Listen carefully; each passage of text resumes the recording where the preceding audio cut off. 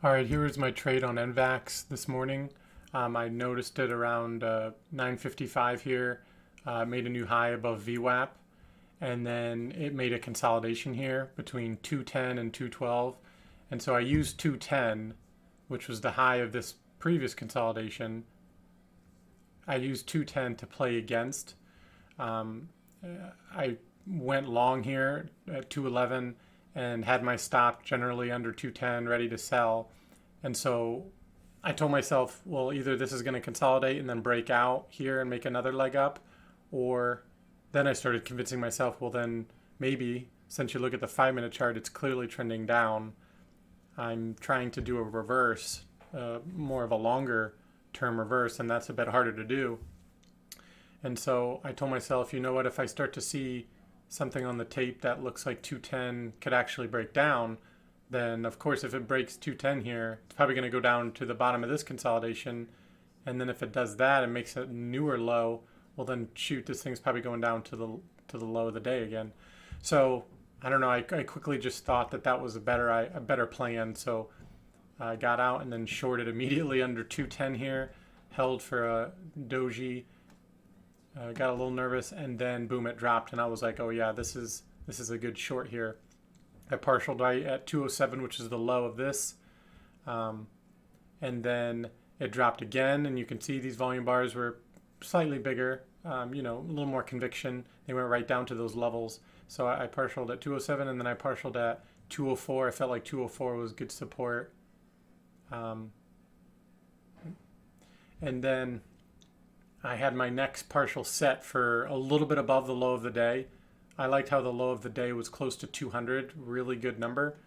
And the low of the day was around 201. So I actually had my next this was going to be my biggest cover, which was going to be 201.50-ish, Wasn't sure if it was going to quite hit the low of day or even 200.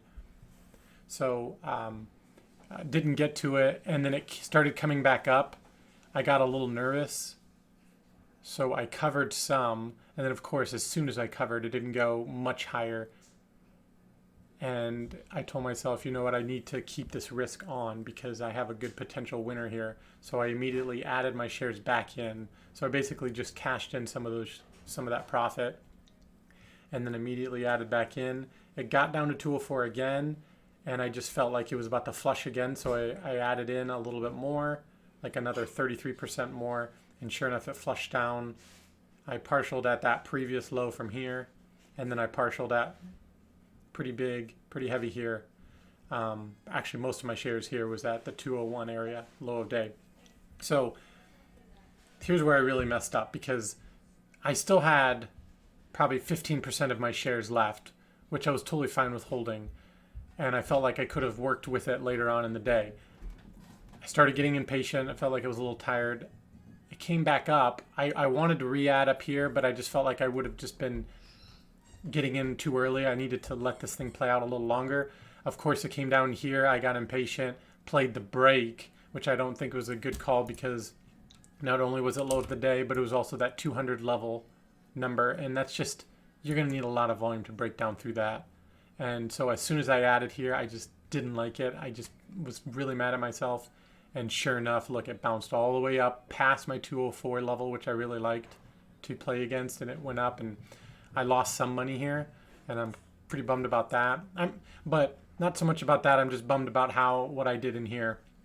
I would have rather liked to wait till it did this and then get back under 204. I would have loved to add right here, and that would have taken another 10 more minutes, and that's totally fine. And then I probably would have partialed some at here. So really, you can make some cash between 204 and 200. Just make cash as it goes up and down between here with another amount of shares, like a core amount of shares, with the idea that if it breaks down below 200, you have some more money to make, and maybe even another new range, a new value might be found if it really flushes through 200. So overall, I hit goal with this, but I feel like it could have been a really big trade. Well, actually, it was a great trade. I'm just kind of bummed about this ad here, because I would have liked to be sitting in this trade right now still. So thanks for watching this trade review, and let me know if you have any questions.